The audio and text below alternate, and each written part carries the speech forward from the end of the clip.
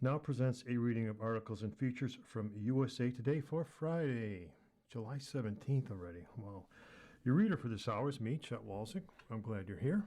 We'll kick it off with the Weekend Edition's opening section and somewhat of a troubling article.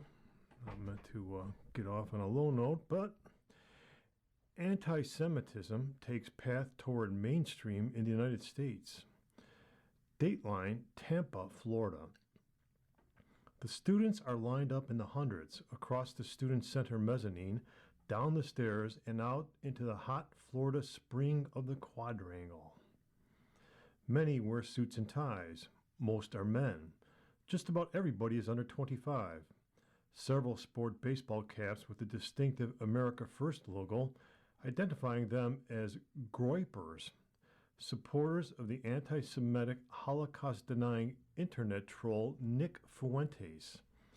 The crowds are here at the University of South Florida in Tampa on this balmy mid-April evening to meet and listen to James Fischbach.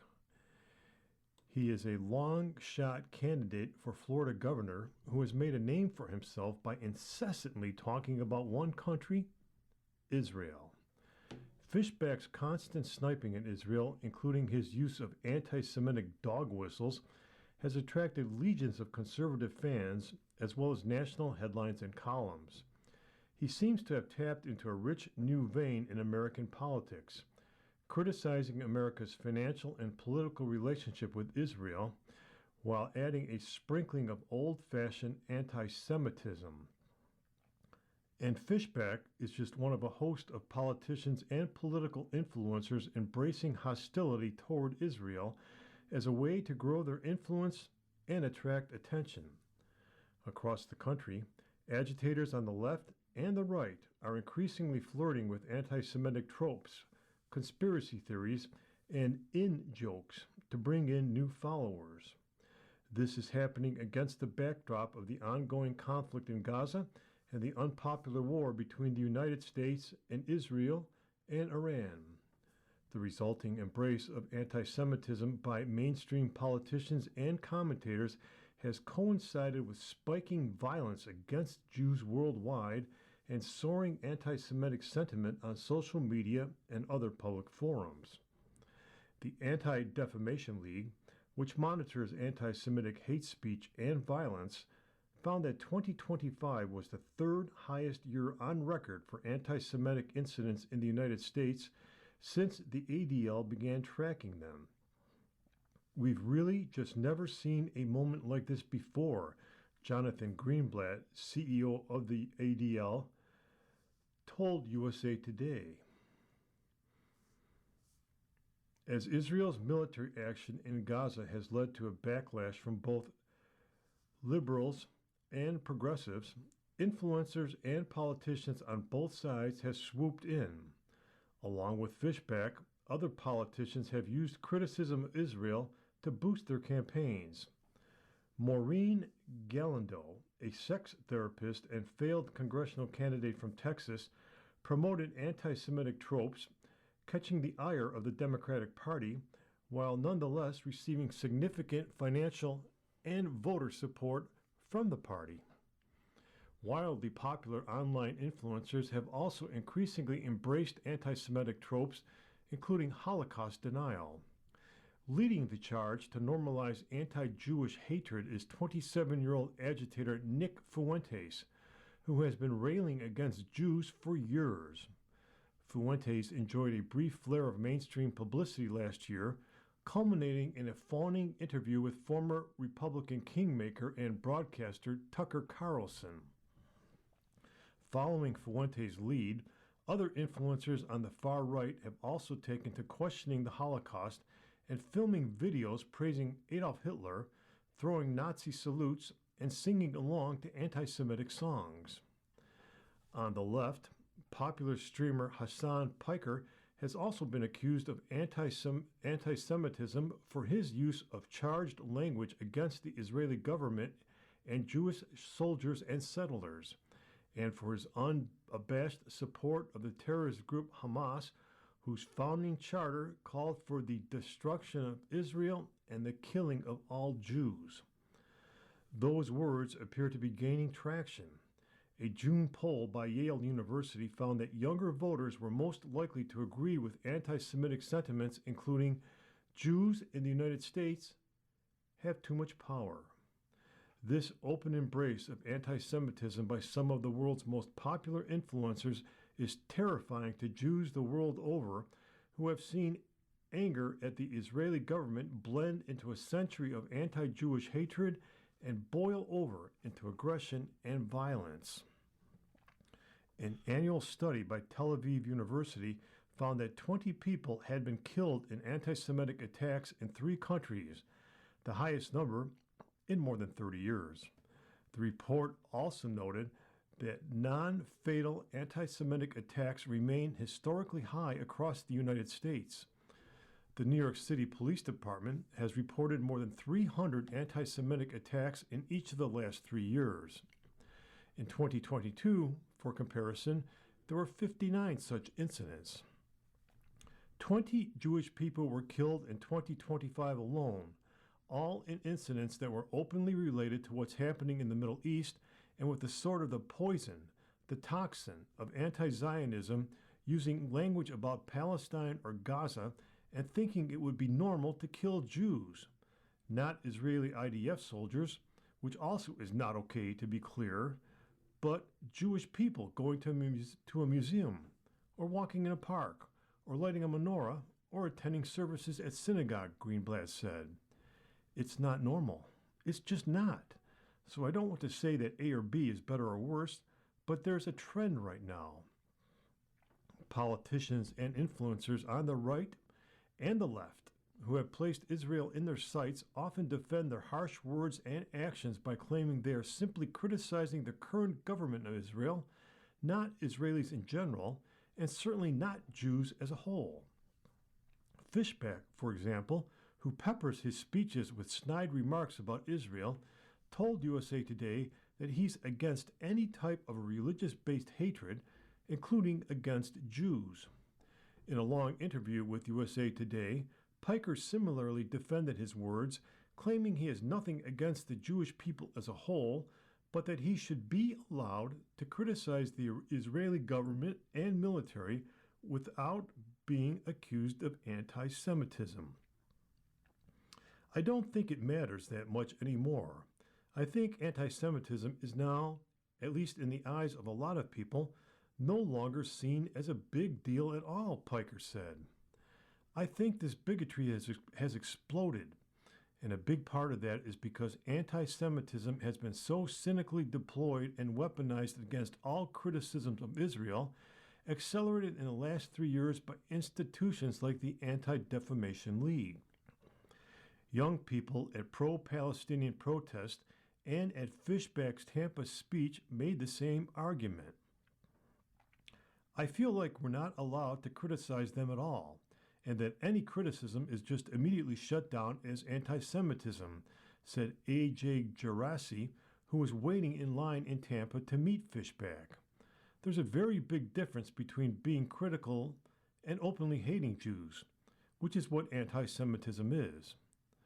Greenblatt and others said there's absolutely nothing wrong with criticizing the actions of the Israeli government, and that doing so is healthy for democracy. But that is not what the Pikers and Fishbacks of the world do, he said. The ADL maintains a roughly 10-page dossier on Piker and similar documents on other influencers the organization claims are spreading anti-Semitic hate. We bring the receipts, Greenblatt said. For some unapologetic anti-Semites like Fuentes, there's ample evidence of blatant anti-Jewish hatred on display. For others, the alleged anti-Semitism is more nuanced. Fishback, for example, when speaking to a group outside a college campus last year, described the food served in school cafeterias as absolute goy slop. Goy slop is an anti-Semitic term popularized on the message board 4chan. It's used to suggest that Jews are foisting unhealthy, nutritious food or slop onto non-Jews or goys. Confronted on his use of the term, Fishback defended it, saying he thought it was innocuous and funny. I'm going to do things that are funny, that are punchy, he said. I wish we would spend less time talking about word choice. USA Today also pressed Piker on his choice of certain words to describe Jewish people in his broadcasts. In addition to calling one listener a bloodthirsty, violent pig dog, a term long linked to anti Semitism, he has frequently called Orthodox Jews inbred. When I'm calling like a settler or something inbred, it's not different than me calling a neo-Nazi inbred, he said. Is it nice? No. Is it kind? Absolutely not. It's vulgar for sure. I understand that. But it's not saying all Jews are inbred or anything like that. You are listening to a reading of today's issue of USA Today on the Niagara Frontier Radio Reading Service, and the time is 11 minutes after the hour. And we continue with the weekend edition. Gunshot detection tech stirs backlash. Some cities end use after their residents push back. When gunshots ring out on America's streets, bystanders face an instant, high-stakes dilemma. Do I call the cops? Were those even gunshots? Maybe it was just fireworks. Every moment of hesitation risks a delay in medical treatment or gives a suspect extra time to escape. But a high-tech solution to the problem has ignited a fresh round of controversy in cities across the nation. Law enforcement officials in states including New York, Georgia, California, Michigan, and Virginia have credited one system with helping them make arrests and alerting them to gunshots that would have otherwise gone unreported. The system, part of an arsenal of police surveillance technology advocates have warned about, like license plate readers, is a network of audio sensors designed to record the sound of gunshots and tell authorities where the shots were fired. And, according to critics, that's where the problems start. The technology has faced a host of controversies, concerns over privacy and eavesdropping, complaints about accuracy, and even reports of many devices being installed in the wrong places. In San Jose, California, and Champaign, Illinois, officials stopped using the system after finding it was much worse at detecting gunshots than the company claimed. In Jackson, Mississippi, some of the devices were installed on private property without the owner's consent and left in place despite the city's request to remove them. And in Roanoke, Virginia, the city removed the detectors after a botched rollout unsettled residents. One of those devices was mistakenly installed in Caitlin Vaughn's yard where her children play. I feel like everyone should have a right to privacy in their own home, and it makes you feel really vulnerable when you don't know if someone's listening all the time or not, Vaughn said. You don't have to be doing something wrong to want to have a private space. Companies behind gunshot detection technology, including Flock Safety, have said the systems are designed to listen for gunshots, not private conversations. A 2019 privacy assessment of Flock competitor ShotSpotter, now known as Sound Thinking, by the New York University School of Law's policing project, found the risk of voice surveillance was extremely low in practice. Paris Lubel, a spokesperson for Flock, told USA Today the device is not a continuous recording device, does not monitor conversations, and cannot be used to listen in on private communications. Lubel said the devices work kind of like an Amazon Alexa, only starting to record when it hears a public safety event. Ethan Mbabo, Flock's former principal product manager, explained the technology slightly different in a 2023 webinar for prospective customers posted on the company's website. Mbabo said the devices record audio in 5-second snippets, analyze the clips using a machine learning model, and send them to the cloud and alert law enforcement if they contain the sound of a gunshot. There have been times that the devices captured both a gunshot-like noise and part of a conversation, Mbabo confirmed, but it is very, very rare, he said. The device does not stream audio, he said. The other thing about that is the device is not capable of being turned on remotely to stream on audio either. So it's not possible for somebody to just go and sit and listen and be able to hear conversations in any kind of meaningful manner.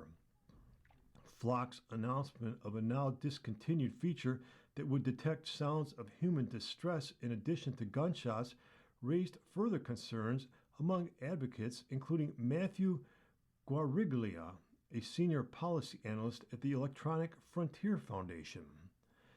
It's unclear how this technology would be legal when a lot of states that have laws around eavesdropping, around recording people's conversations without them knowing, Guariglia said.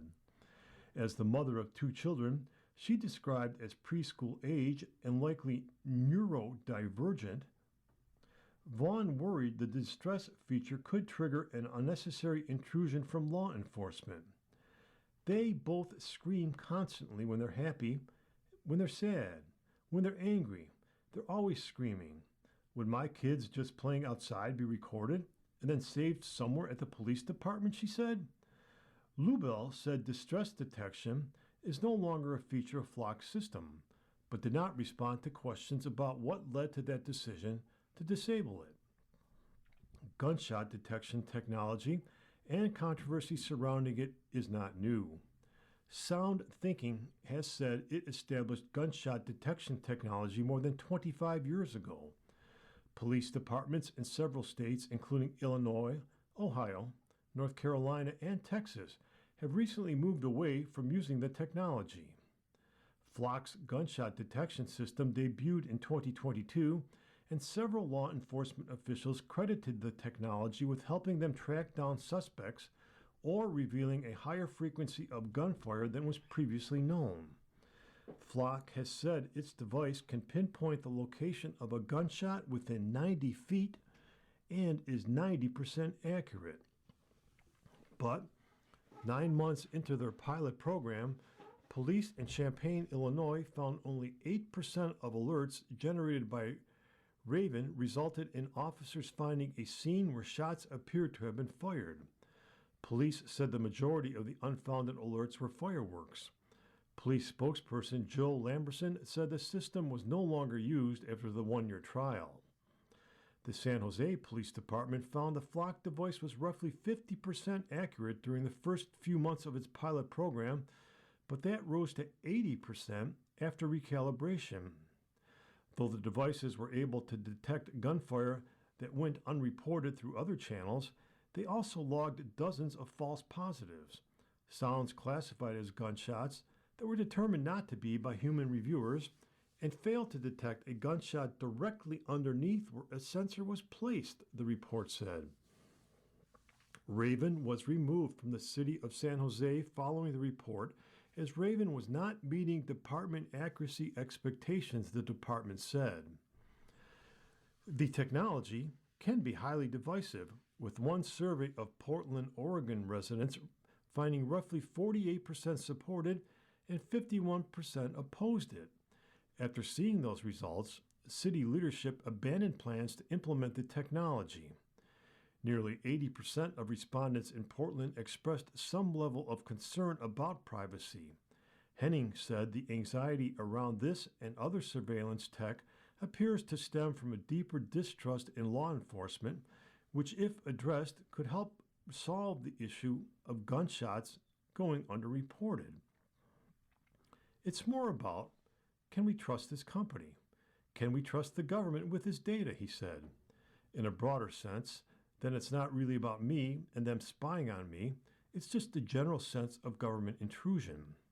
Similar concerns have bubbled up in other cities where Flock's gunshot detection technology has been deployed. Residents of Pontiac, Michigan spoke about these concerns at a city council meeting on June 17th. Personally, I don't think that they're doing, personally, I don't think what they're doing with our data or our information can be trusted, Destiny Ingram said, according to the outlet. The Oakland County Sheriff's Office used Raven in the city for 6 months as part of a free pilot program. The Detroit News reported that as of May 8th, the gunshot data was used in 9 cases, including homicides, attempted murders, and felons in possession of a firearm. Despite concerns from residents, the Pontiac City Council voted to renew the contract at a cost of $72,000 for 2 years. It is on us to pick up the pieces when tragedy happens, not just to answer philosophical questions, said Mayor Mike McGinnis, referencing the balance between public safety and privacy rights, according to the outlet. In at least 2 cities, issues with Flock's gunshot detection technology began before the system could be used. Tommy Brown, a spokesman for the Jackson Police Department, told USA Today that Flock installed some Raven devices on private property without the knowledge or permission of police or the property owners. Additionally, despite the city's request that the devices be removed in 2025, Flock has not yet retrieved them, Brown said.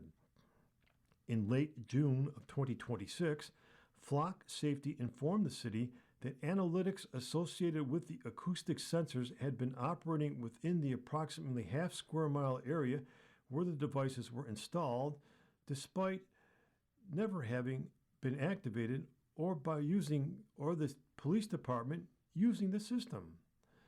In Roanoke, City Manager Val-Marie Turner said the Raven devices were being removed and the rollout was being halted after a preventable city process failure.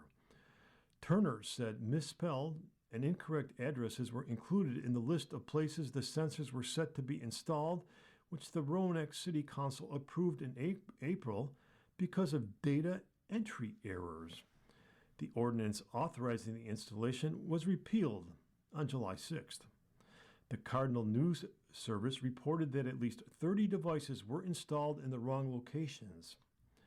I know that Flock is a big issue, but we don't necessarily want to create the impression that we are involved in this national Flock debate when this is really not about that, Janelle Few, a spokesperson for the city, said in a brief phone interview. It's about a clerical data entry error on the part of the city. Vaughn said she was glad the device near her home was removed quickly, but after learning more about Flock, she doesn't want them anywhere in Roanoke. The more I looked at it, the more and more chilling it got, Vaughn said, especially the lack of transparency. You are listening to a reading of today's issue of USA Today on the Niagara Frontier Radio Reading Service.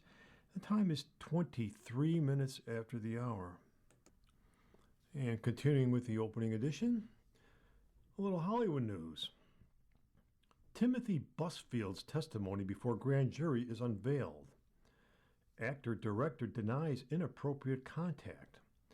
After major roles in 30-something and The West Wing, Timothy Busfield's career was waning at 69, but he was still a working actor and director.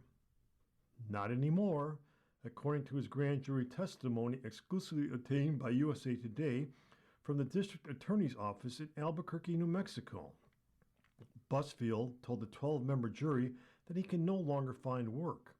His last hope, he said, was that the child sex abuse allegations against him would not also ruin his wife, actress Melissa Gilbert. The actor and director was indicted in February on 4 counts of criminal sexual conduct of a child stemming from alleged incidents that occurred between late 2022 and early 2024 when he was working as a director and producer on the Cleaning Lady show in New Mexico. My children, grandchildren, everybody in my life is done because of these false allegations for money and for revenge. These 2 criminals, the boy's parents, have ruined me, and my wife and her business. I'm not going to break that, Busfield said in the hearing in February. His wife, the former child star of Little House on the Prairie, is the co-founder of lifestyle brand Modern Prairie, With the July 9 Netflix reboot of Little House, Gilbert has been promoting prairie-inspired wares, from $58 limited edition hand-carved wood figurines of Laura Ingalls Wilder to $128 patchwork denim overalls. Busfield told the grand jury that he did not touch the twin boys inappropriately. He said their parents wanted revenge for dropping them from the fourth season of the crime thriller, and they manufactured the abuse and manipulated their children to tell the lie. In testimony that spanned more than 2 hours, Busfield repeatedly apologized for veering off topic, admitted being nervous, and acknowledged this is all very real and the stakes are very high. My career is done. I'm canceled.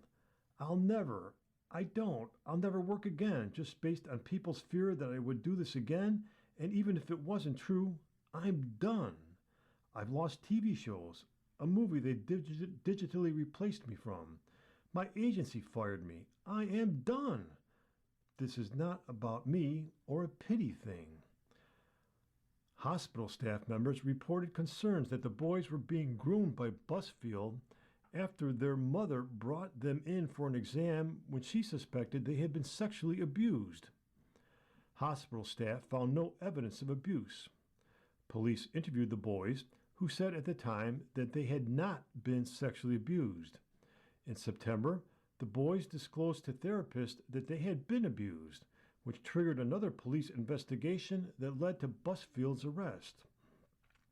Busfield hasn't spoken publicly about the case. A video obtained by TMZ in January showed him promising to confront these lies. Busfield told the grand jury that others on set, from the director of photography to hair and makeup artists, have said he was not alone with the boys. The boys, he said, were always supervised on set. I have never been inappropriate in any way, physically, sexually, in any way with a child, prepubescent little boy, Busfield told the jury members. I've never, ever been appropriate like that. Detective Brown shared testimony from more than 10 interviews, including one with a set teacher who said she didn't always supervise the boys. 2 production assistants confirmed the teacher's account and told Brown they often saw the boys unsupervised. Brown interviewed another crew member who told him he was with Busfield the entire time he was on set, never saw the director tickle or touch the boys. Brown told the jury that Busfield first told him that he hadn't touched the boys, but later chuckled that he had tickled them. He would tickle them and get them pumped up for the next set, Brown said. Busfield told the grand jury, I probably may have touched them. Never.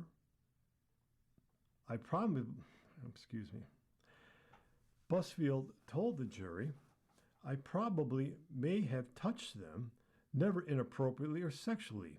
The dad would say, go hug Uncle Tim. So I would touch them then. I never initiated that. I don't remember ever kissing either one of these boys.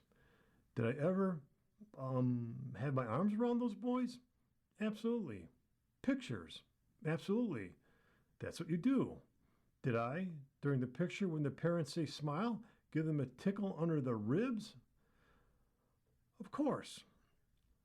Brown said when a child discloses that they were a victim of sexual assault, investigators don't start accusing the parents of being a bad parent. Our job is to determine whether or not that happened, not the criminal behavior or past of a parent, Brown said. We have children that are sexual assault victims, whether the father or mother had been released from penitentiary, but just because they were a criminal in the past doesn't mean that they can't have a child that's been a victim of sexual assault. Busfield also told the jury there were a video of the boys telling police he did not touch them. The boys initially told police they had not been touched. Brown said this is typical, particularly with prepubescent boys who can be embarrassed. This child's delayed disclosure was authentic. If the child had been coached, why wouldn't he have disclosed initially when the first officer asked them? For the child to go through multiple therapy sessions and disclose to a licensed therapist 9 months later does not sound like coaching to me, Brown said. Not only did the therapist believe the child, the forensic interviewer believed the child. I believed the child by watching the interview and was consistent with what this child said was not lying. A judge will review evidence on Busfield's request to quash the grand jury's indictment on August 25th. Busfield does not have to attend the hearing. Gilbert has visited the set of Little House Reboot and continues to support the show. She and her husband moved out of their New York City apartment in June to live full-time in their Catskills cabin. And we move on to the USA Today opinion section for Friday, July 17th. And we have a piece written by Robin Stern. And Miss Stern is a PhD and a psychoanalyst in private practice. She's author of the Gaslight Effect Recovery Guide and host of the Gaslight Effect podcast. Ms. Stern's piece is entitled, GLP-1s Make You Thinner, but are you freer? In 2025, the KFF Health Tracking Poll reported that about 1 in 8 U.S. adults said they were taking a GLP-1 drug, with women more likely than men to report current use. Every week, another celebrity appears online looking suddenly, dramatically thinner. And I find myself asking a question I wish our culture had made less urgent. Is getting thinner the goal for American women again? Or has it always been the goal? Only now there is a powerful new tool that makes it feel newly attainable. I ask this as a psychologist, as a mother, as a woman getting older, and as someone who would not mind losing a few pounds. I want to feel healthy and strong. And to be candid, I want to feel attractive to my husband. Should I feel guilty for that?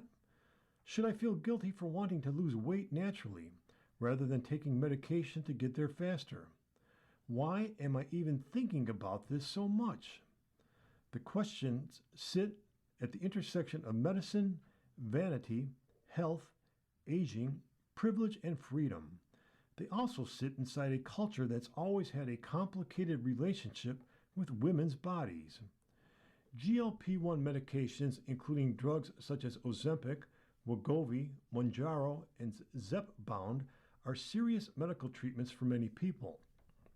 Obesity is a chronic condition associated with diabetes, heart disease, stroke, and other health risks.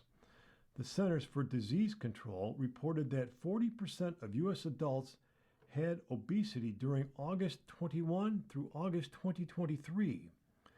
These medications can reduce appetite, improve blood sugar, and for some patients, change the trajectory of their health. In 2024, the FDA approved Wegovy to reduce the risk of serious cardiovascular events in adults with cardiovascular disease and obesity or overweight, alongside diet and physical activity.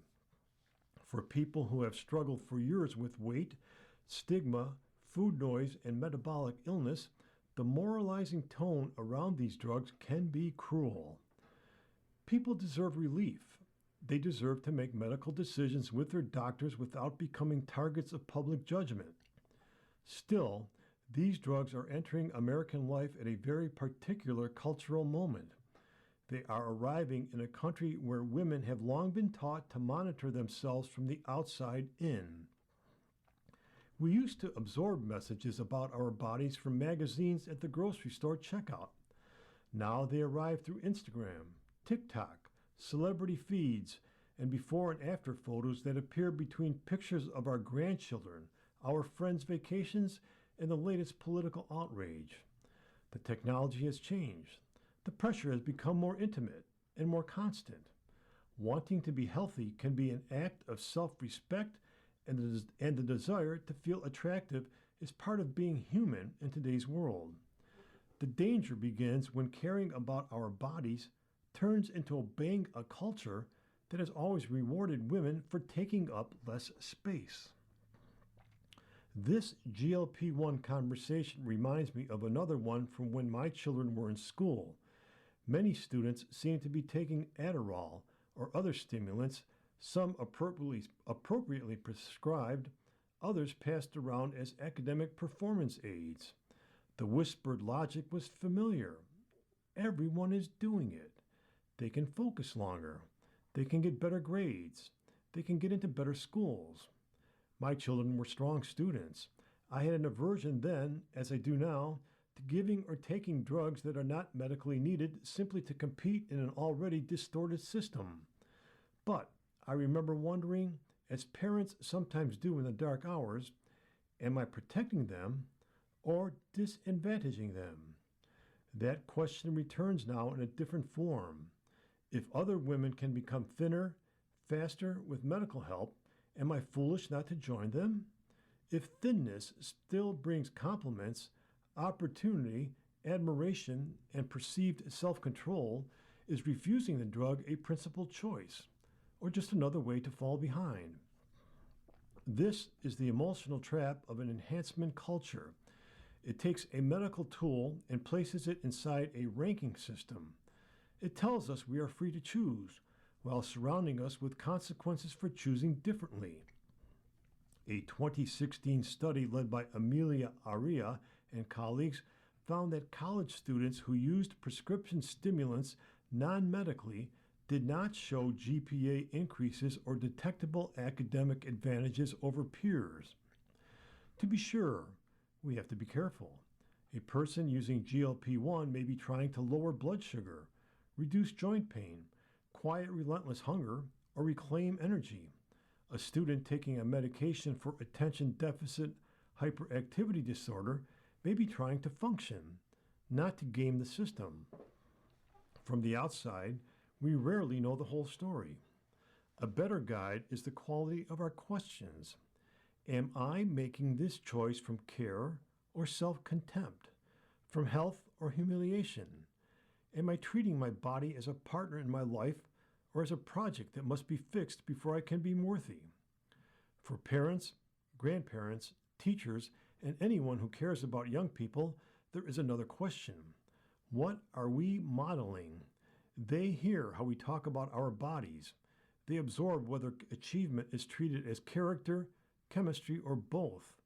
They learn what counts as enough by watching whether we ever allow ourselves to be enough. So before asking whether you should take a GLP-1 medication, it might be more important to investigate what feelings are driving the desire to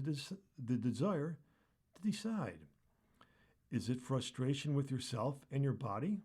Disappointment over another abandoned diet? Shame, fear, or exhaustion? Naming the emotions and dealing with those feelings with honesty matters, because rumination often keeps us stuck, and humans are remarkably poor at predicting how we will feel after a major change, whether that change is taking a GLP-1 or not. Medical advances can be liberating. A culture obsessed with thinness and performance can turn even liberating tools into new forms of pressure. We need room for both truths. We also need a wider definition of health. Health includes blood sugar and blood pressure, for sure. It includes strength, mobility, sleep, nutrition, and medical care. But it also includes dignity. It includes freedom from constant self-surveillance. It includes the ability to inhabit a changing body without feeling that aging itself is a failure. A woman should be able to take a GLP-1 without being judged as vain. A woman should be able to decline one without being judged as undisciplined, outdated, or unserious about her health. A parent should be able to treat a child's ADHD without suspicion, and also resist medication where there is no medical need. Healthcare should expand our agency, not narrow our idea of what a successful body or mind must look like. So no, I do not think I should feel guilty for wanting to look good for my husband. Desire is human. Aging is vulnerable. Wanting to feel attractive is not a moral failure. Maybe the most radical thing now is to pause before we swallow the story that smaller is always better, that faster is always wiser, and that every human struggle should be optimized away. But I also do not want to hand my self-worth back to the culture that has been trying to shrink women for generations. The question is larger than what these drugs can do to our bodies. It is what this moment is revealing about our hunger for health, for approval, for control, for relief, for love, and whether we can meet that hunger with something more honest than shame. So I decided not to take the drugs. Well, for now. You are listening to reading of today's issue of USA Today on the Niagara Frontier Radio Reading Service. The time is 41 minutes after the hour, and we moved on to the money section, and on Fridays, also known as the travel and tourism section. So hang on. And I have a piece written by Nathan Diller, a USA Today travel editor, and his piece is entitled Onboard Security. Guess what? There are no police on cruise ships. So who keeps passengers safe? Cruise ships are designed as floating home bases for fun-filled vacations. But crime can happen at sea just like on land. Cruise lines prepare for that possibility by hiring in-house security personnel and taking other precautions to ensure passenger safety. Crime is extremely rare on cruise ships, and the safety and security of guests and crew is always the top priority. Cruise Lines International Association, the industry's leading trade organization, told USA Today. Cruise lines take allegations of crime seriously, support guests and crew, and work closely with law enforcement to report, investigate, and support prosecution where appropriate. Guests may wonder who to contact in case of an emergency on board and what happens if they are the victim of a crime. Here's what to know before setting sail. Number 1, do cruise ships have security? Yes, they do. Cruise lines maintain comprehensive security measures, protocols, hiring practices, training, surveillance systems, and reporting procedures, CLIA said. Security teams operate 24 hours a day. Security guards often have law enforcement, military, or other investigative backgrounds, according to Michael Winkleman, a maritime attorney with Lipcon, Margulies, and Winkleman. In my experience, these are qualified individuals, he said. However, he noted that it's different than calling the police on land. They are basically employees of the cruise line that are hired to live and work on those ships for months at a time, Winkleman said. So the fact that there is no independent law enforcement is actually a really big deal, because you can't go to the cops. You can't go to the firefighters. You are at the mercy of employees of the cruise ship to keep you safe. Ships have their own leadership structures too. The captain is the single highest authority on the ship, and that applies anywhere and everywhere on the vessel, according to Winkleman. That's still true even if outside law enforcement boards the vessel following a crime, though they have the authority to investigate. So who should I contact if there is a crime on board? If passengers suspect a crime or there is another emergency, they should contact onboard security officers or another member of the ship's staff, according to the CLIA. Cruise lines typically provide contact information for relevant crew and other safety support resources. Much like hotels, stateroom phones also offer easy access to various points of contact. Winkleman said in his experience, if guests have security concerns, contacting guest services is likely your best avenue. Passengers can reach them by calling or visiting their desk in person. He noted, however, that he has found the industry to be understaffed with security guards. So, I think there are situations where people need help and they either have trouble finding it or have to wait a long darn time while finding it, and that's a problem, Winkleman said. Cruise lines do not share operational security protocols or detailed employee numbers for safety reasons, but determine appropriate staffing levels based on the ship size, itinerary, and other factors. Security guards can detain passengers for misconduct such as fighting, Winkleman said. Cruise ships have brigs, or onboard jails, where they may be held, or they could be confined to their cabins. And when they reach the port, they are turned over to shoreside authorities, Winkleman added. And what happens if there is a crime on a cruise ship? The Cruise Vessel Security and Safety Act includes a number of safety requirements for ships embarking or disembarking in the United States, ranging from evidence preservation training to video surveillance.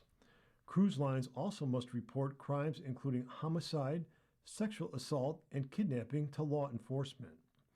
I do think it's important to get in touch on your own with the FBI to make sure that the FBI is involved as quickly and as early as possible, Winkleman said of serious crimes. Cruise lines are actually required to facilitate you making that call to the FBI. If guests are no longer on the ship, they can contact local police and the FBI by phone or via its website. However, the FBI's authority to investigate crimes on cruises and enforce U.S. law depends on where the vessel was at the time of the incident, the country the vessel is flagged or registered in, and other factors. Generally, the United States has jurisdiction over crimes committed on a ship if the crime occurs within the maritime jurisdiction of the United States and the vessel is owned in whole or in part by a U.S. person or company, the agency said on its website.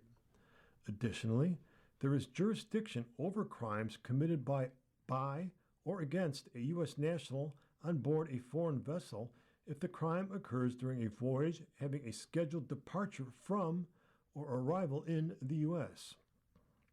If it happens in or near the waters of another country, authorities there can be involved, Winkleman added.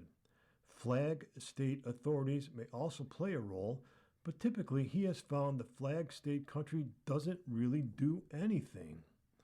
Law enforcement personnel serve as the custodians of evidence and forensic experts, and cruise security officers are trained to follow their directions accordingly.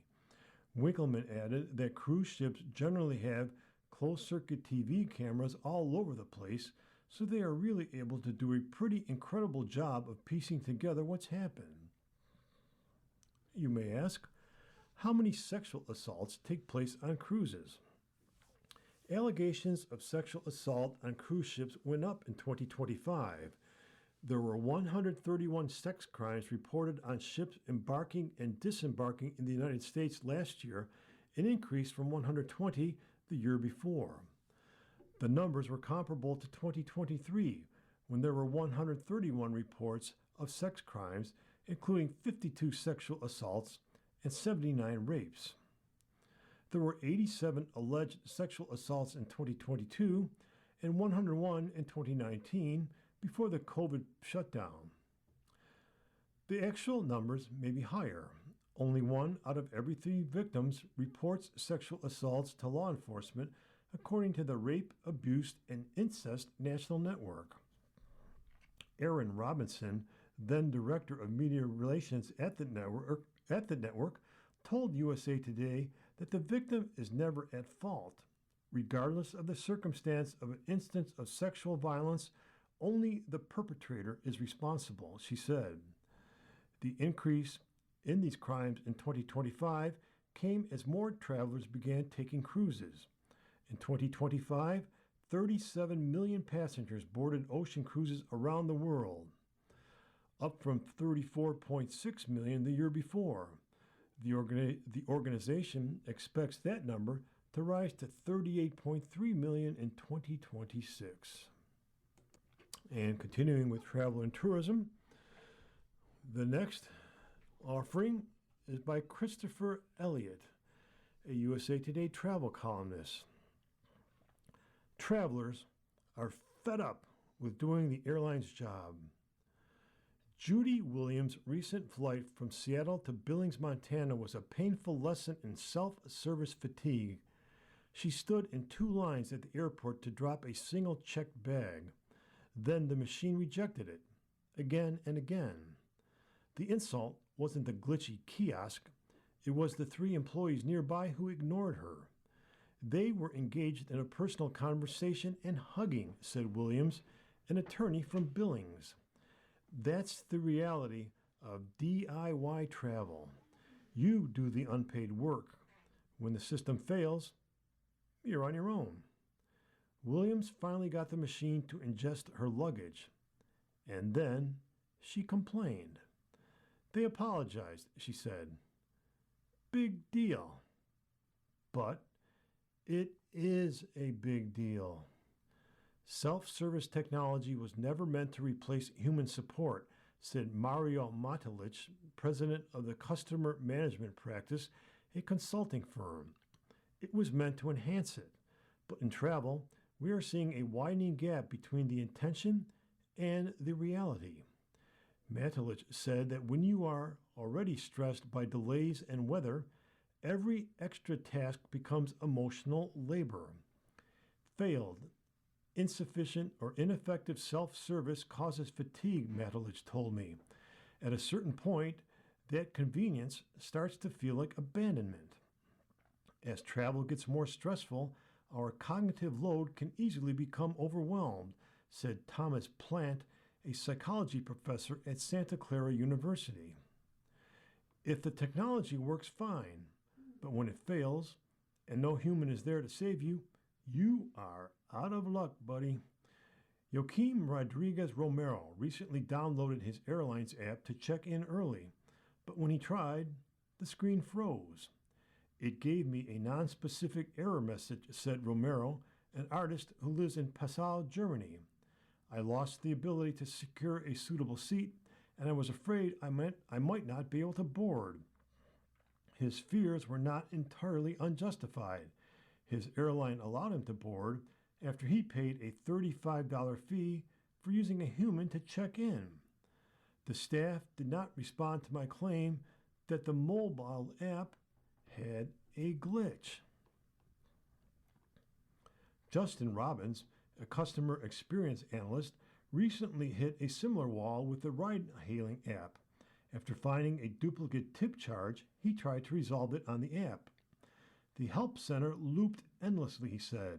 When the self-service broke, the system transferred responsibility without providing a solution. The company eventually told him it couldn't connect him to a human.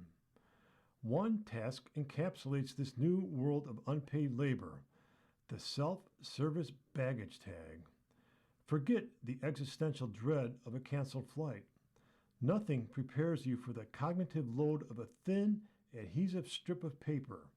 You stand in the terminal, the clock ticking, staring at a paper folding puzzle. Which end peels? Which side faces out? Why is the barcode sticking to my thumb? It's a moment of low-stakes panic that raises your blood pressure. A process meant for efficiency has outsourced a 5-second human task into 2 minutes of uncompensated agony. If travelers hate this, why do companies keep pushing the DIY button? Money. Always follow the money, said Christine Landis, a former financial technology CEO and frequent traveler. People are the most expensive line item on a profit and loss statement. Cut your reliance on people, and you typically make more money. It's a margin play, but experts warn that companies are trading long-term loyalty for short-term savings. The risk isn't just fatigue, said Jeff Riskamp, an executive advisor for hospitality at the customer experience systems company Medallia. It's losing customers. 40% of customers who encounter an issue on a website or app that they can't resolve during a purchase will just switch to a competitor. It isn't always greed. When I checked into a Fiji resort, a cheerful associate directed me to download the hotel's app. I installed it and never used it. Why does a hotel need an app when its keys are attached to a large river rock? Later, I checked into a rival resort on the other side of the island. It also had an app, but there, everything was automated, a DIY arms race. So here's how to beat self-service fatigue. Hire a pro. Pay a travel advisor. As Amy Siegel noted, you want to be a passenger, not a planner. An agent can help you bypass at least some of the DIY nonsense. Next, refuse to play. Do what Patricia Habener of Vermont does. Refuse to use the apps. Go to the counter. Make a human check you in. It may cost extra, but it might be worth it. Vote with your wallet. Walk away from bad self-service. Switch to full-service airlines such as Emirates or fly Southwest for human interaction without the price tag. I think self-service fatigue from the traveler comes back to one key point, said Jacqueline Dobson, president of the Vacation Group. As much as convenience in travel is key, people ultimately want to be served by a real person. So here's the deal. If you force me to download an app and check my own luggage, you're asking me to do your job. So pay me. If I save the airline and employee's salary, give me a cheaper ticket. Until then, I will be the guy standing at the counter waiting for a human. And if I see them hugging instead of helping, you can bet I'll have something to say about it. You are listening to reading articles and features from USA Today for Friday, July 17th on the Niagara Frontier Radio Reading Service.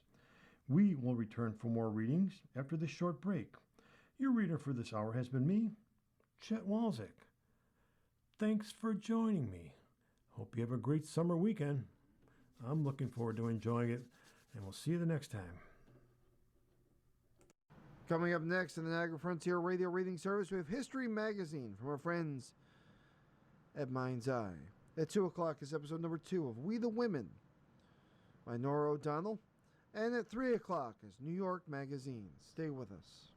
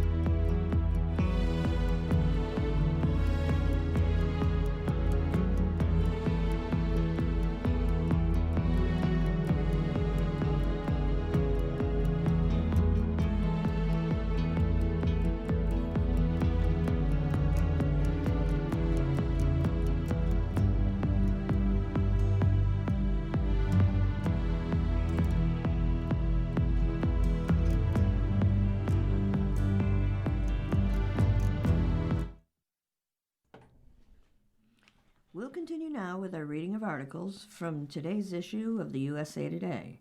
Your reader for this hour is Nancy. Section B, which is Life section.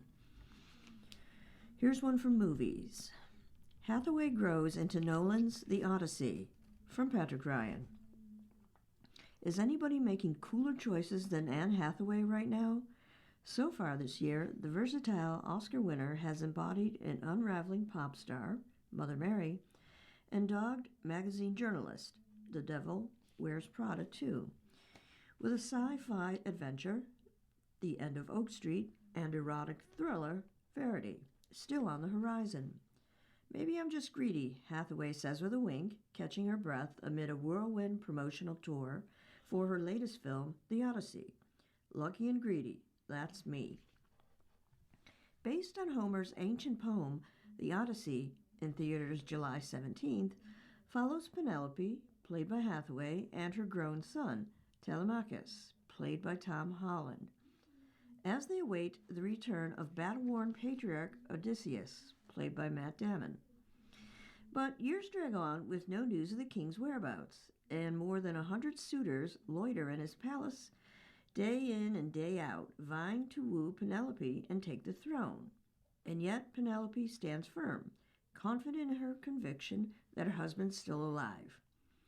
It's a really, really rich character, Hathaway, age 43, says, extolling the depth and intelligence that director and writer Christopher Nolan imbues Penelope with. Her resilience, too, is subtly reflected in the jewel tones of Ellen Bronick's costumes and Gloria Pasqua Casney's regal hairstyling.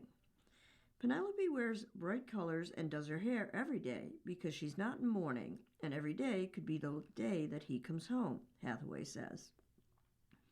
It becomes this almost defiant ritual that she has. She's choosing life in the face of very damning odds.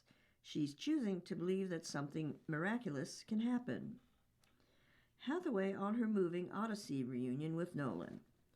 The Odyssey is Hathaway's third project with Nolan after 2012's The Dark Knight Rises and 2014's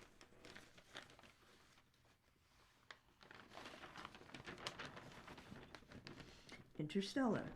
She laughs as she recalls her first meeting with the eminent filmmaker.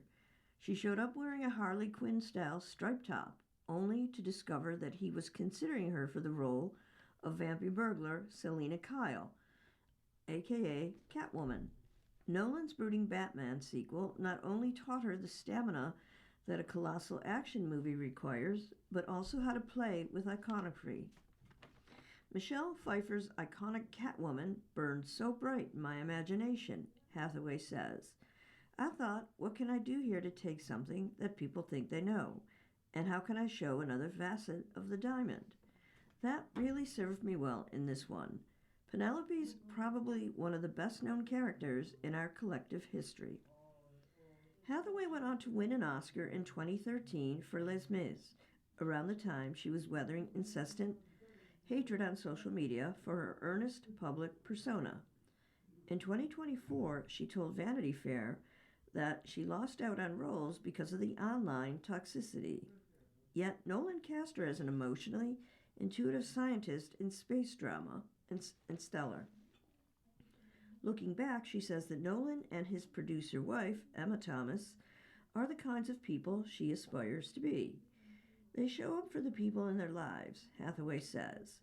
I think about that particular moment, getting cast after a difficult time in my life when few people were hiring me.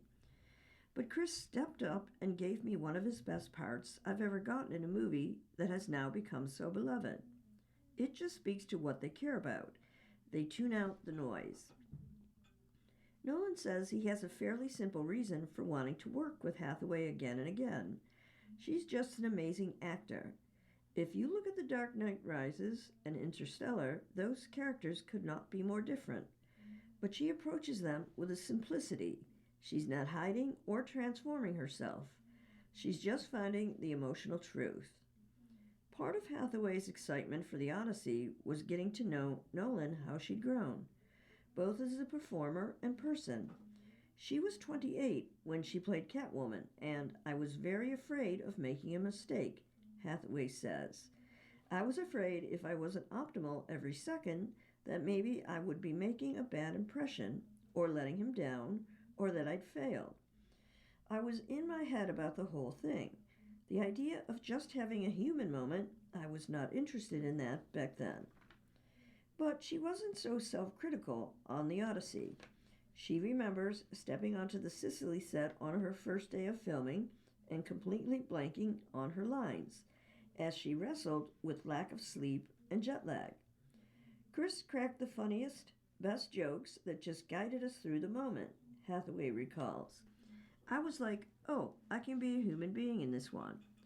I'm still going to try my hardest and bring my A game, but I'm not going to panic or beat myself up if something happens. As a result, it rubbed off on the performance.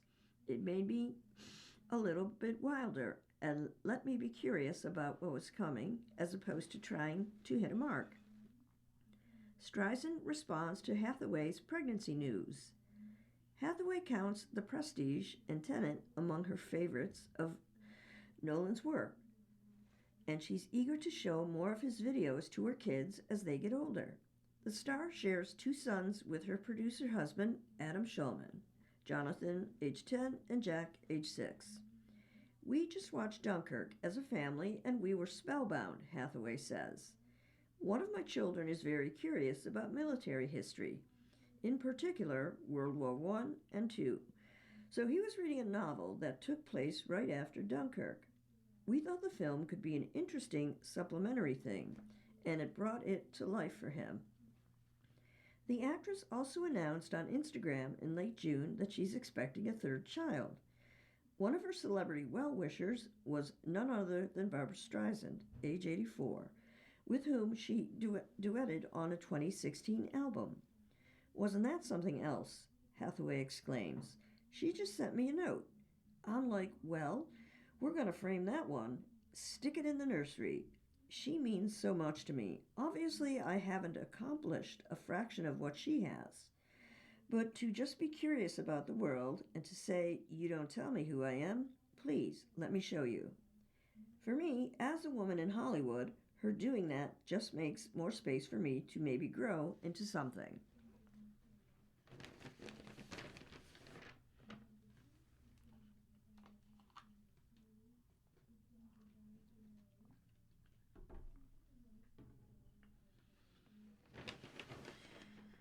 Movie review. Masterful Odyssey is a thinking man's epic from Brian Tritt.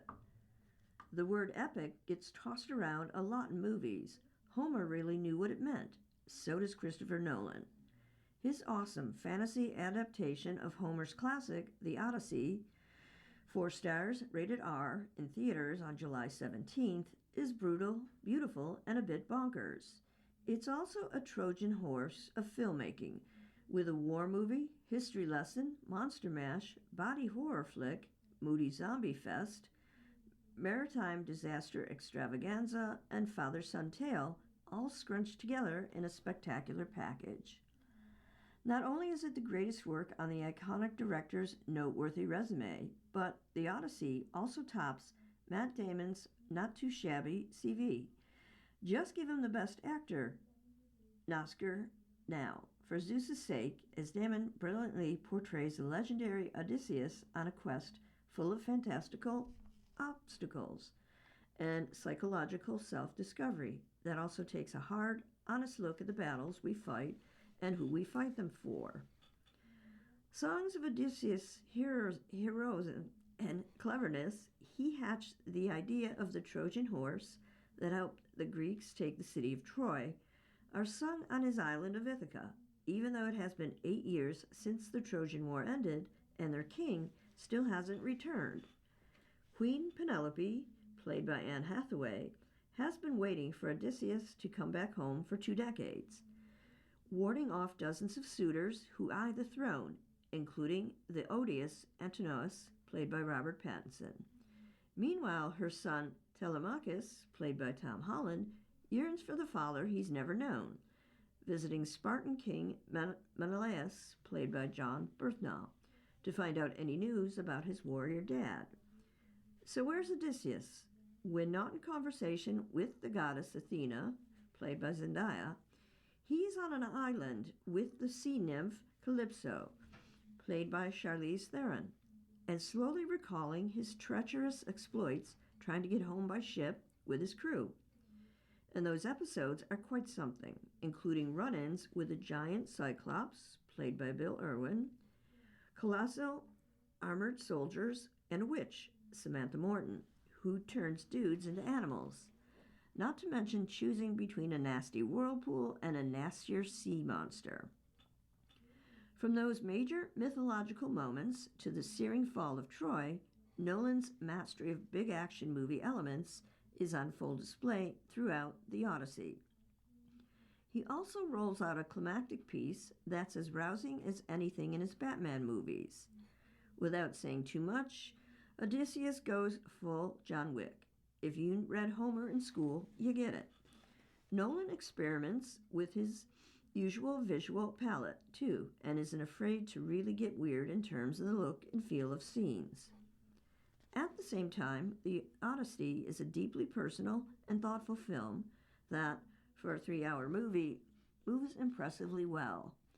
It's about the casualties of war and the battles soldiers fight after they put down their weapons, and the movie explores themes of gods and men, myths and storytelling, and the tales we tell ourselves and each other versus hard truths. As a symbol for the movie's complex duality, Damon crushes his role. Odysseus is a determined warrior wanting to get home to his family, as well as a leader whose poor decisions and needless cruelty are a detriment, especially to his fellow soldiers. But with Damon's grit and heart, you want to see Odysseus get it together, even when faced with the ghosts of past sins.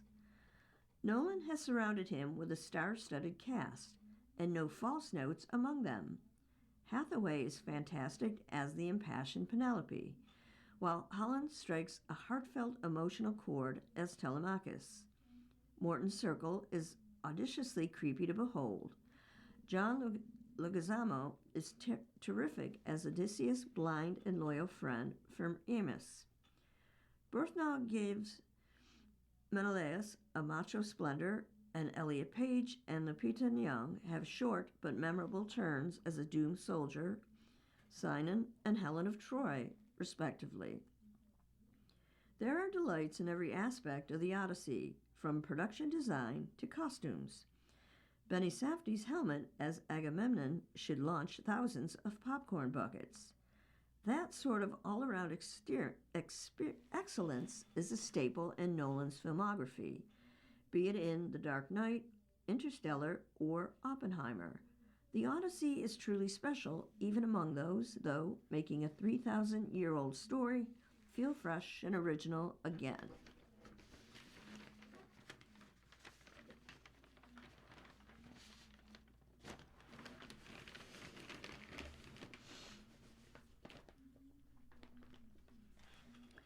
Streaming. Wagon Driving Lessons, Steer Prairie Stars from Brian Alexander. Before Luke Bracey could step into Charles Ingalls' boots in Little House on the Prairie, the Point Break star had to master a key frontier skill, driving a wagon with a 2-horse team on the Netflix series. It's a daunting task in the reboot of the beloved 1970s TV series Little House on the Prairie, all 8 episodes streaming now, adapted from Laura Ingalls Wilder's classic Little House books. As Charles, Pa Ingalls, Bracey is tasked with safely guiding his TV family, wife Caroline, Ma Ingalls, played by Crosby Fitzgerald, along with daughters Mary, Skywalker Hughes, and Laura, played by Alice Halsey, to the family's new prairie home in Independence, Kansas. It's a lot of time and Little House episodes in the driver's seat. I was sufficiently terrified to start with, Bracey tells USA Today. The people in the wagon were under my direct safety. That was the thrill of it, being able to use the actual wagon with 2 big horses. There are moments we're literally riding off to the sunset on a wagon. The wagon work is the same issue that bedeviled Faith Hill, whose Margaret Dutton drove in 1883 the 2021 Yellowstone prequel series. I thought it might be fairly simple. No, it's not, Hill told USA Today. It's very dangerous, actually. As Hill will attest, the key to wagon driving success is practice. Both Bracy and Fitzgerald were trained as the designated drivers in the sweeping series shot in Winnipeg, Canada, and other parts of Manitoba. Although I would have liked to have had a longer wagon driving certification process, Bracy says, but time is time. Little House opens with treacherous river crossing. It wouldn't really be a wagon series unless there was a dangerous river crossing. Little House opens episode 1 with the family navigating a fast current crossing that sends Pa into the water to free the stuck wagon, Ma into the driver's seat, and the family's dog Jack swimming down the river. The harrowing river crossing shoot, which lasted 3 days, was the first Little House scene shot on location in Manitoba's Whitemouth Falls.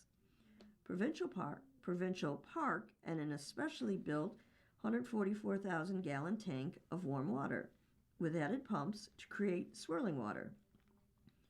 We literally had to take a little boat to get to the wagon in the middle of this tank, says Fitzgerald. Real horses were brought into the tank. Luke was swimming in the tank. It was all happening.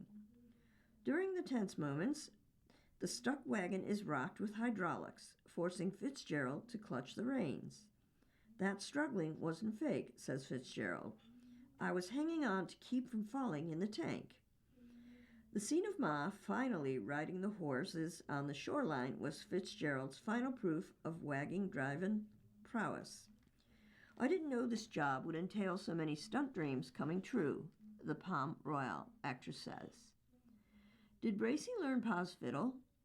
While the trained actors would be welcome to lead any wagon train, they won't be joining any frontier bands anytime soon. Bracy never learned to play the fiddle that Pa pulls out often, even to entertain the family. I had grand dreams when I got the job that I'd play the fiddle, Bracy says, but I learned that 2.5 weeks of prep was not enough time to really learn the fiddle. Instead, the Little House music consultant, Jeremy Penner, incorporated a new skill, teaching an actor how to pretend to play the fiddle. We had this trial and error thing for each scene, how to make the fiddling look as real as possible, Bracy says. We'd figure out what the bow strokes were. As long as I had the bow in the right place, in the right tempo, and right technique, it worked. Faking fiddle well was crucial to the character. It played in my mind often in season 1, says Bracy, who had joined the cast on set shooting season 2. I kept hearing, "You've got 2 more songs on this next episode," but I feel so much more comfortable with it now. How did the Ingalls get those stunning Little House dresses? The Ingalls family lives humbly on the wagon, and when they settle in the frontier town of Independence, even with constant frontier money problems, the Ingalls women boast an array of stunning dresses. Pa has a pretty limited supply of grayish shirts under his overalls. How are the historically accurate frocks, suitable for a country living photo spread, possible? Ma's an amazing seamstress, Fitzgerald says. The fabrics are the cheapest fabrics they could find, cotton that would have been on sale or from tablecloths. It actually would have been pretty realistic to sew these things for the family.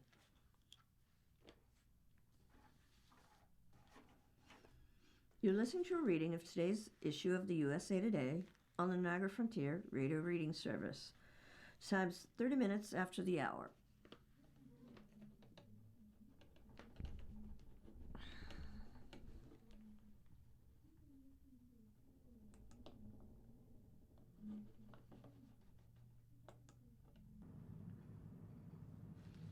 So now it's the sports section, which is section C. Epic finale set. Defending champion Argentina will put its late-game comeback prowess on the line against Spain's stonewall defense in battle of 1 versus 2. From John Arnold. They can't keep getting away with it.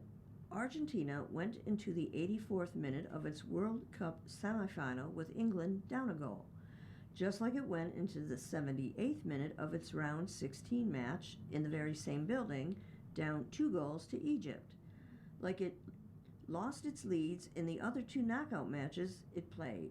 It simply didn't matter. Enzo Fernandez's long-range shot, Lautaro Martinez's powerful header, and most of all, Lionel Messi's omnipotent left foot. They enter the increasingly long list of jaw-dropping Argentina moments in the World Cup as the team enters the World Cup final, thanks to a 2-1 win over England on July 15th.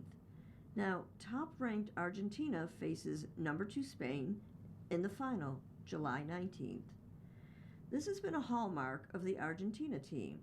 I'm speechless, no words. It's joy for our country, our fans, Argentina manager Lionel Scaloni told TV cameras after. The other day I said this group never stopped surprising me. Honestly, we're going to try to win. We're going to give everything. But after that, it's really difficult. It's difficult to try to get people to understand what the players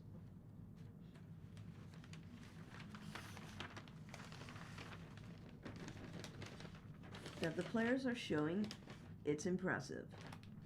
On the ropes against tiny Cape Verde, keep calm, find Messi, stick with the plan. Down 2 against Egypt, don't panic. Play the same way you did when it was 0-0. Hit back by Switzerland? Hey, you know it worked before.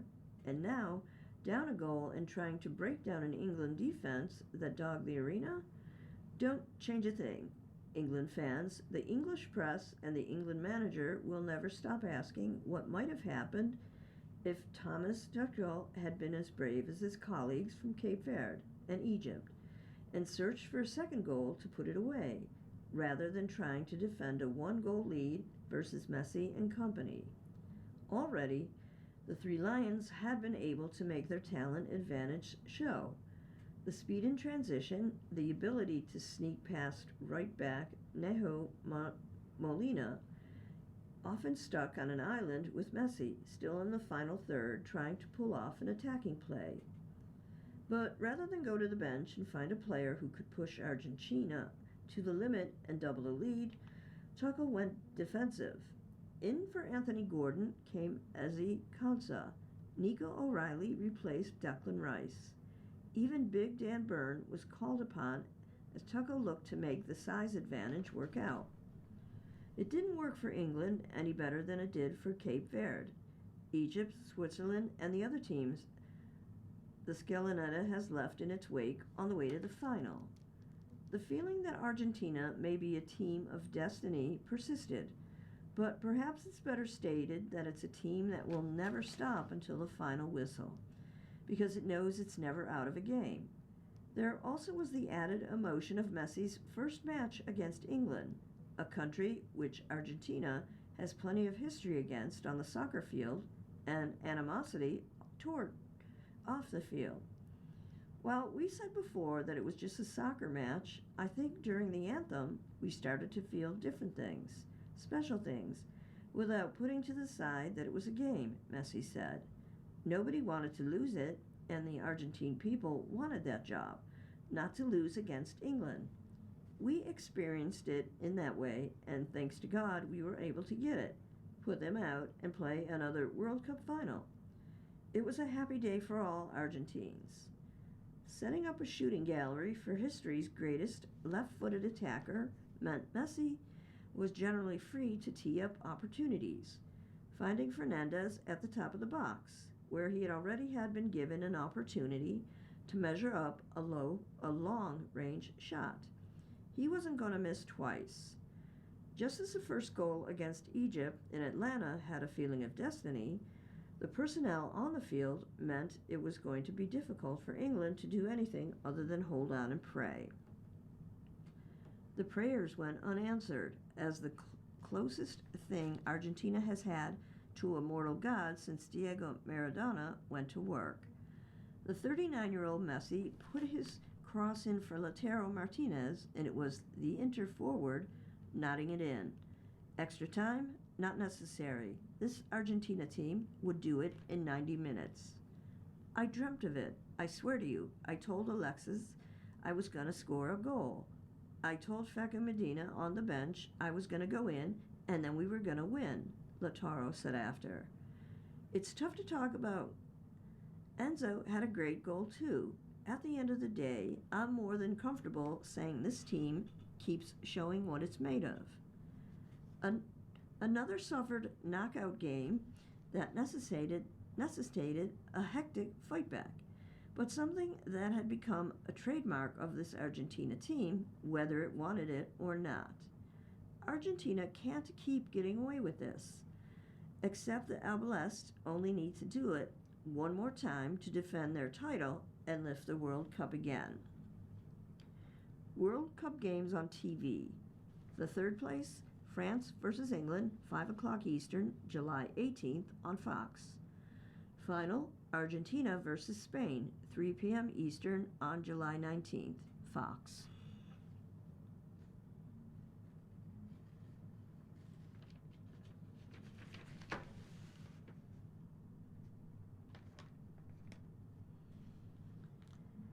Here's a commentary from Nancy Armour.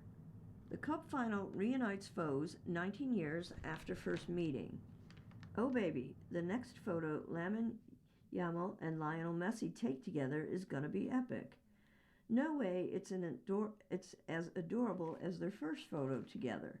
However, see, Spain's teen superstar was born in the Barcelona area in the fall of 2007, when he was 5 months old. Barcelona raffled off the chance for local families to have a photo shoot with one of the team's players. The photos were going to be part of a calendar that would raise funds for UNICEF, the humanitarian organization that once graced the front of Barcelona's jerseys. Yamal's family was one of those chosen in the raffle, and Barca paired its then up-and-coming star Messi with the baby for their photo shoot. But Messi, then 20, didn't just hold baby Yamal. No, he took photos with Yamal in a bathtub, as if he were bathing him.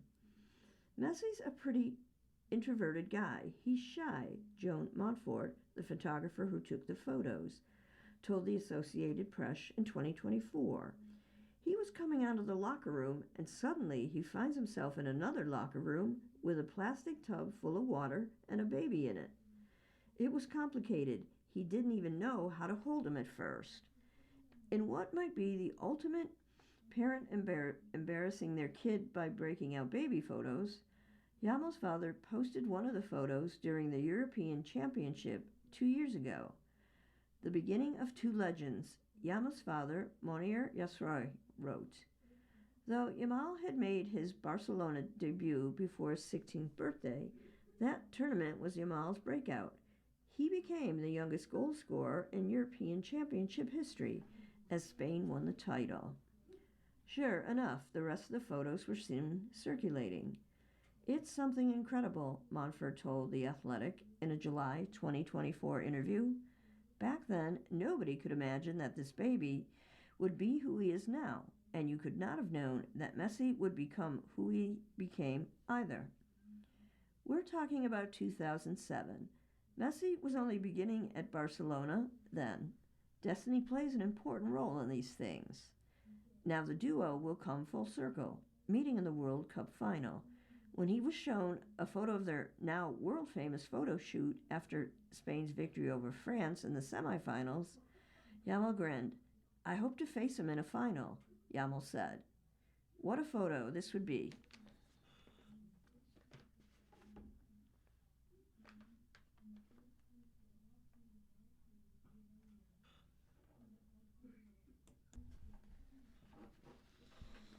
Open Championship. Brown smoking. M starts hot 2. From Adam Shupik. Dan Brown, the golfer, not the author, is crafting another spirited run at claiming the claret jug. 2 years ago, he was a media darling as he grabbed the first-round lead and hung tough, playing with Scotty Scheffler in the final round and finishing tied for 10th. This time, the 31-year-old Englishman took shot 4 under 66, tied with South Korea's Sunye Im, and one shot behind American Jackson Suber, who surged into the lead with an eagle at the par 5 17th on July 16th. What did he learn from being in contention at Troon? The fact that I feel like I can compete in a major and in an open championship. I feel like I'm a better player now to what I was back then 2 years ago. So we'll see, Brown said. He still hasn't kicked his nasty smoking habit. Brown apologized to his mom and admitted he smoked probably 7 or 8 during the round on Thursday. Stress levels go up, then probably the more I end up having, he said. How dry are the fairways at Royal Birkdale? Brown said he's been making sure that he stomps out his cigarette butts so the course doesn't catch fire, and there are signs posted for fans saying to maintain vigilance for fire hazards in dry conditions. Brown's game caught fire with 3 straight birdies starting at number 7 and 7 in all on the day. Brown got a start playing golf with his father and grandfather, who brought him to Bedale Golf Club in the heart of North Yorkshire to learn the game, and recalled ending the Open at Birkdale as a kid in 2008. He spent 4 years playing amateur golf because he never felt good enough to turn pro. Brown won the Dutch Junior in 2015. He won the English Amateur at Ganton Golf Club in 2016, and he won the North of England Open Amateur. He also represented England in the home internationals and against Spain. He admits those wins were the key to continuing his growth and confidence. He turned pro in 2017. Im, age 28, broke 70 in the first round for the first time in 6 starts at the Open. He also did most of his damage on the second 9, coming home in 32. It's been an unusual season for Im, who suffered a setback as he prepared for the 2026 PGA Tour season, missing the first 7 events with a wrist injury. He didn't touch a club for more than a month and a half, returned at the Arnold Palmer Invitational in March. He said an unprecedented move in his 10th year pro career. He held the lead after the first 3 rounds at the Valspar Championship, but shot 74 to finish T4, 3 shots back of the winner, Matt Fitzpatrick. He was also T5 at the Tourster Championship and T9 at the CJ Cup Byron Nelson. With his iron game in decline, he turned to caddy Will Wilcox, a former pro turned caddy, for some help on Tuesday, and his swing up worked for at least one day.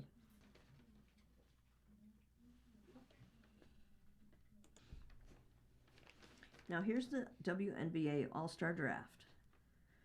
Cooper steals Angel Reese from Weatherspoon, from Cindy Henderson. The WNBA All-Star teams are set. As part of the league's 30th season celebration, legends Cynthia Cooper and Teresa Witherspoon are serving as honorary general managers for the game. They kicked off their duties by drafting their teams July 15th. The game is July 25th at Chicago's United Center. Cooper and Witherspoon share a combined 8 WNBA All-Star appearances, and the competitive energy between the two was on full display. As Witherspoon was introduced, her iconic buzzer-beating half-court shot to steal Game 2 from the Houston Comets in the 1999 WNBA Finals was shown.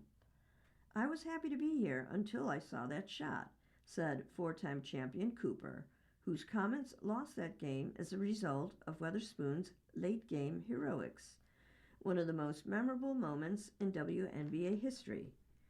Cooper got sweet revenge moments later, winning the coin toss to claim the leading vote-getter. Dallas Wings guard Paige Buckers Witherspoon was assigned the second leading vote. Indiana Fever guard Caitlin Clark.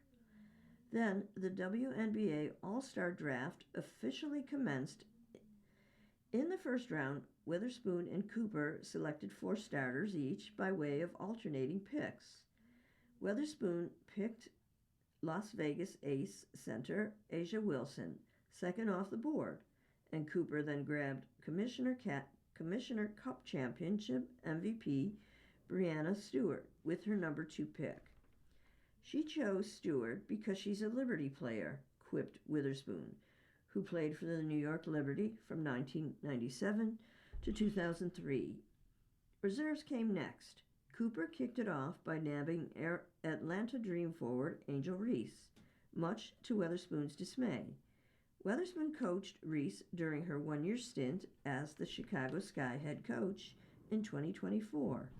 Witherspoon then selected Atlanta Dream guard Alicia Gray, prompting a reaction from Cooper.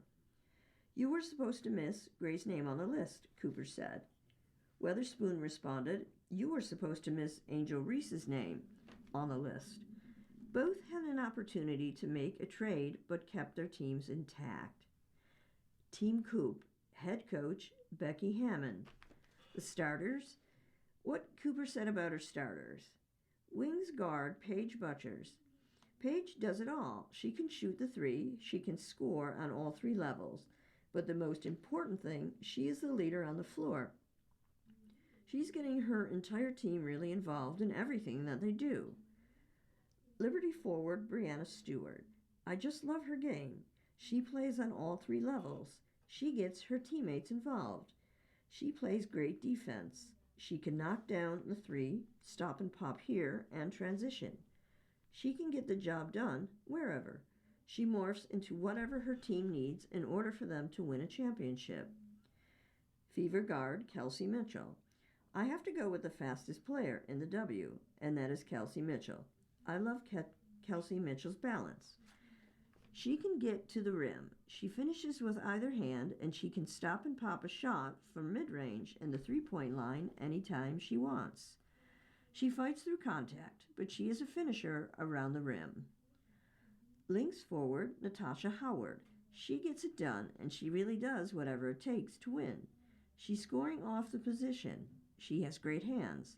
She's always around the basket. She's always making herself available to her team for a wide open pass, and then she finishes that basketball around the rim.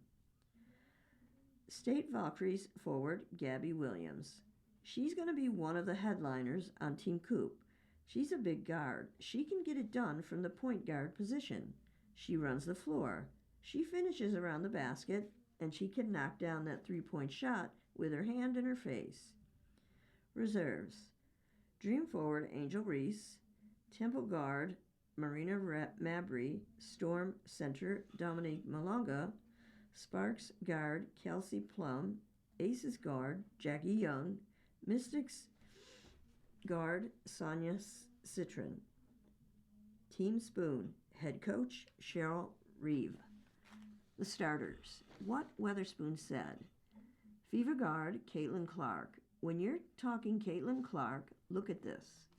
The range that she has to make a defender have to be disciplined, and what she does, she puts on the floor, and finding her teammates. This is what makes her such a good basketball player. Aces center Asia Wilson. This one is amazing in that paint. There's no stopping her. She's granted what she does on the offense and deep beside the ball. There's greatness in Asia Wilson, the desire to always be great every single night in the paint. She gets it done. The emotion she plays with. She has a mid-range shot that she knocks down consistently, and she's also added deep from behind the arc, and she does it as well. Yet she brings her team along every single night. She demands greatness from her teams. Lynx guard Olivia Miles. This young lady plays with a tremendous amount of confidence. It's not about a rookie. She's like, I'm a player. I belong. She gets it done to the paint, putting it on the floor, getting to the rim, doing it how she wants to do it. On that little flash, that little swagger in her game. And deep, you better get out there. You better get out there because she makes it happen. Fever center, Aliyah Boston. The power that she has down there in the painted area, she owns it. She's dominant in the block, in the paint. She gets those paint touches. But she's also added to her game from outside, and she's having fun playing this game right now. Wings forward, Jessica Shepard. What she brings to the table is unbelievable. The glue, the connector, being able to pass and find her teammates, getting to the rim and scoring at will. She's doing a heck of a job for her teams. But when you talk about Jessica Shepard, you talk about grabbing those rebounds and getting her team a second chance opportunity to run. Reserves, Dream Guard, Rin Howard. Dream Guard, Alicia Gray. Liberty Forward, Jonquil Jones. Lynx Guard, Courtney Williams. Mystics Forward, Kiki Irishman. And the Sparks Forward, Neke Sarmeki.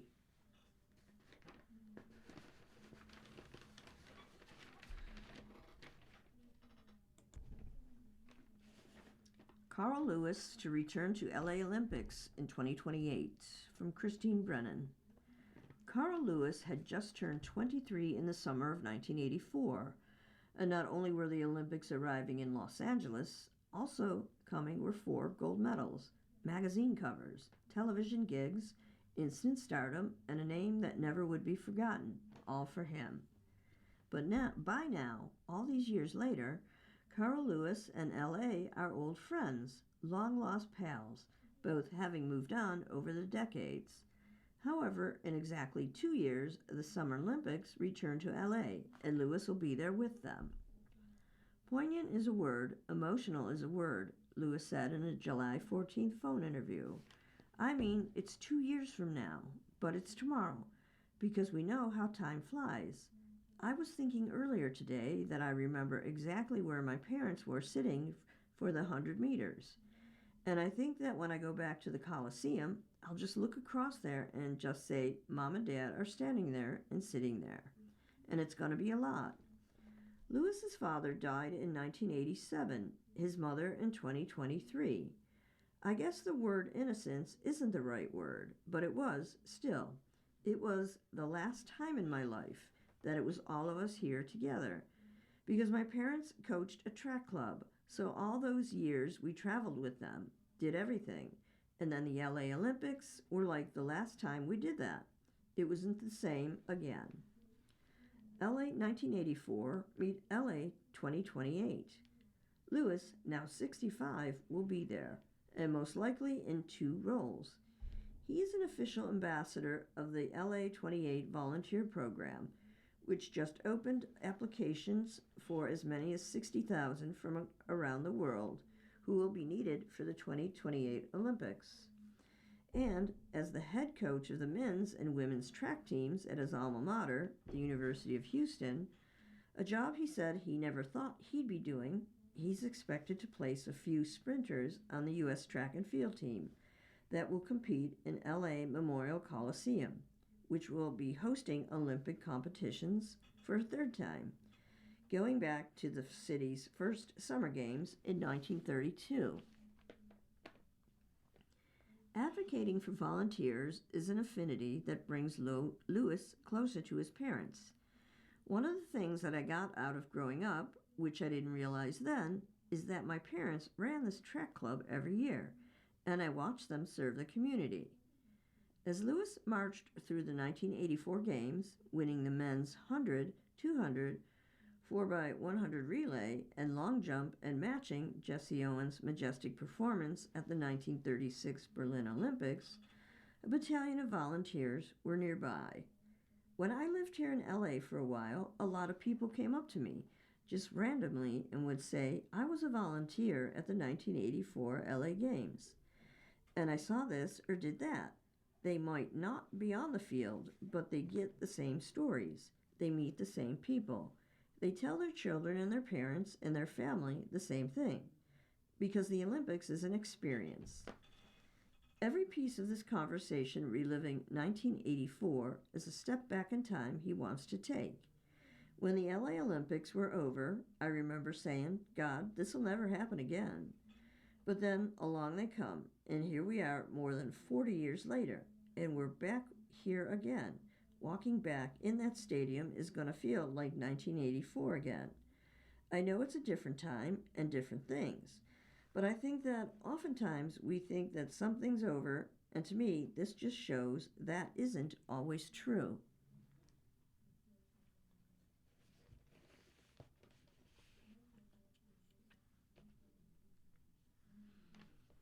Major League Soccer is back after a break, from Jim Rensking. After a 6-week break for the 2026 World Cup, Major League Soccer returned to action on July 16th. In all, 6 matches will be played by the end of July 17th as the league begins what is going to be a frantic year plus as it gears up for its swatch to a fall-spring schedule in 2027. The 2026 regular season is still at its midway point as the league is set to welcome legends of the game to the fray, Robert Lewandowski and Antoine Griezmann. Lewandowski has joined the resurgent Chicago Fire and might make his MLS debut against his former Bayern Munich teammate Thomas Müller and the Vancouver Whitecaps on July 16th. Griezmann, a 2018 World Cup winner with France, is joining Orlando City, which has had a rough start to the season and sat 3 spots out of an Eastern Conference wildcard playoff spot. Looking ahead beyond 2026, MLS is planning a sprint season to facilitate the calendar switch. Starting in February and ending with the 2027 MLS Cup in May, the league will have a 14-game regular season followed by a single elimination playoff tournament. There's a lot to look forward to. Game of the week: LA Galaxy versus Los Angeles, 10:25 p.m. Eastern, July 17th on Fox, Apple TV. As the league sort of soft launches back into its 2026 regular season, this week features some notable rivalry matches to kickstart things post-World Cup break. As the Portland Timbers and Seattle Sounders renew their Cascadia rivalry, hostilities renew in Southern California in El Tráfico 27 at Dignity Health Sports Park in Carson. The rivalry has been tight, with the Galaxy owning a 10-7-9 edge over LAFC after the last 2 matchups resulted in draws. It'll be almost exactly a year since the 2 teams' last meeting, a 3-3 draw at LAFC's BMO Stadium on July 19th, 2025. A spirited victory in this one could be a massive momentum builder for either squad for the second half of the season. Who's the favorite to win the 2026 championship?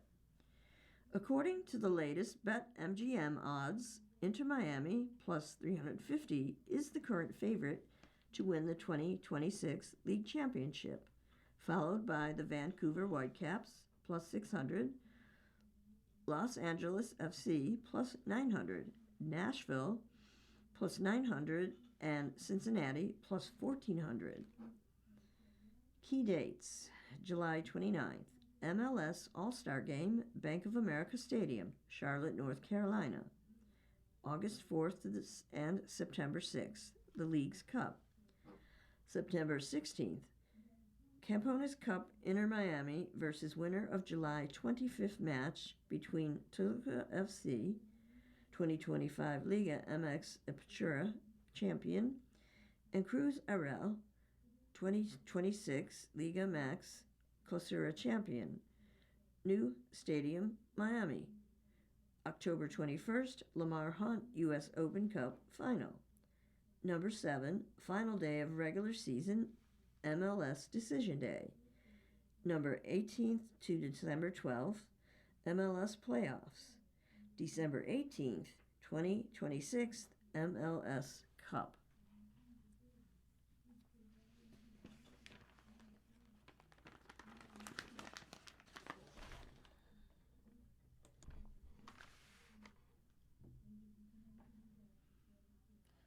MLS is back after the break.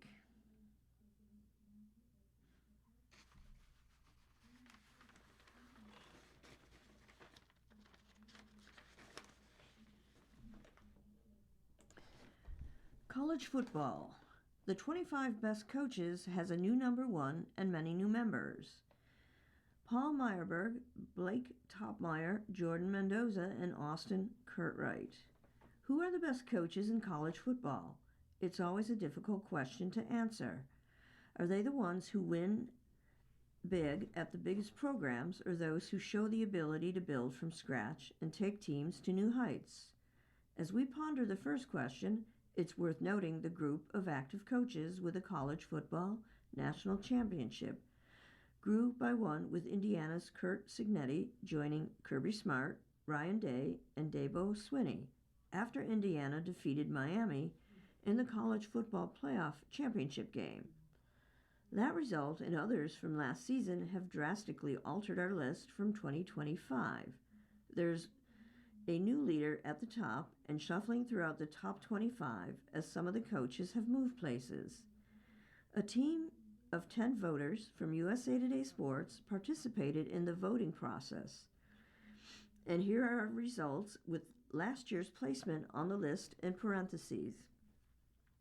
Number 1, Curt Cignetti, Indiana, 13.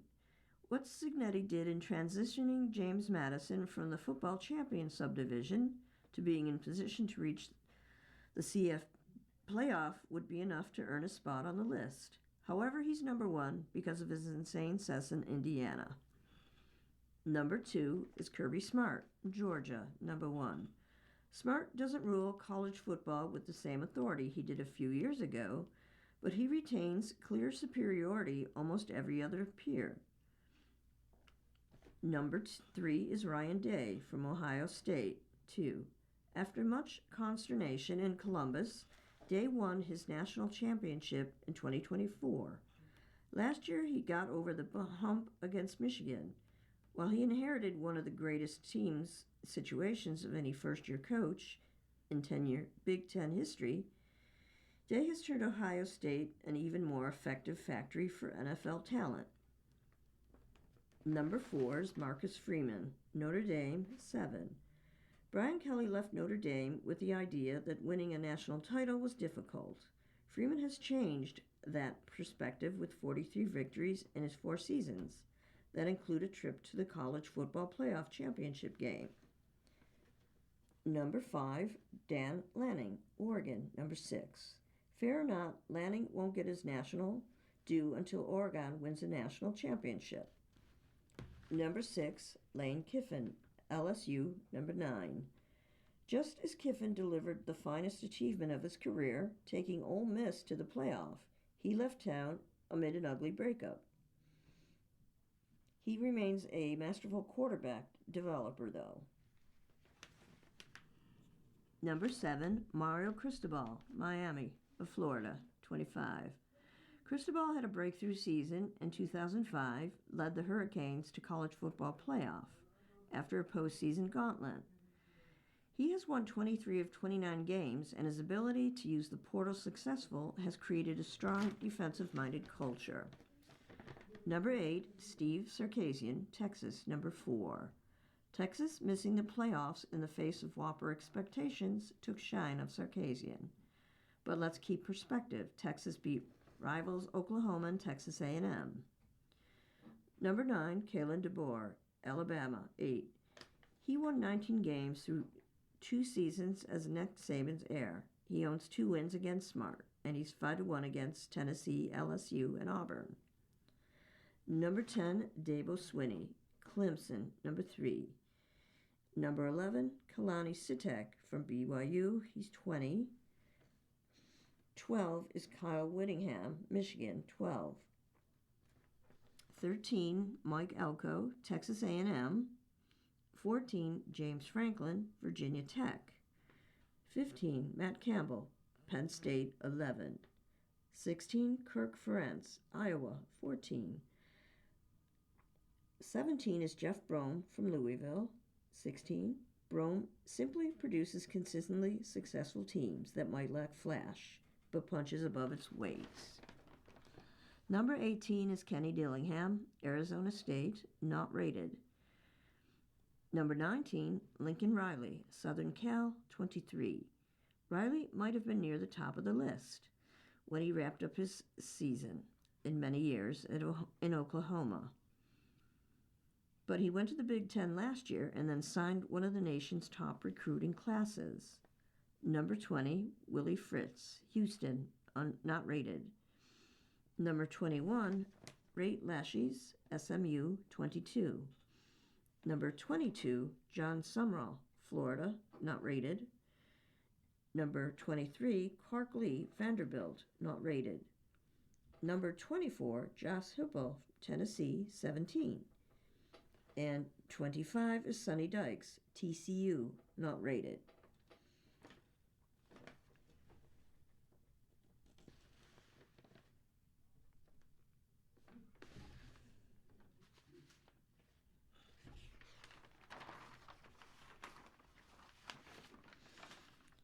You've been listening to a reading of the USA Today for July 17th.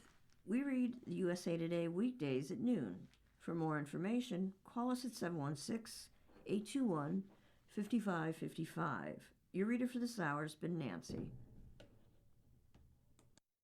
Coming up next on the Niagara Frontier Radio Reading Service, we have episode number 12 of We the Women by Nora O'Donnell.